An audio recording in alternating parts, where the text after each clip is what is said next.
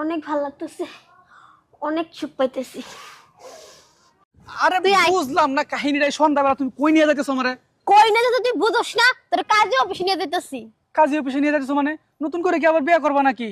তোর মতো দুর্বল আবার বিয়ে করতে যামু? তোর ডিভোর্স দিতে নিতেছি। কি কই, পাগল হইছো নাকি? পাগলের কি দেখছো তুমি? আর ডিভোর্স দিবা কেন আমারে? ডিভোর্স দিব কেন তুমি জানো না? তোমার এই যে বুঝো না?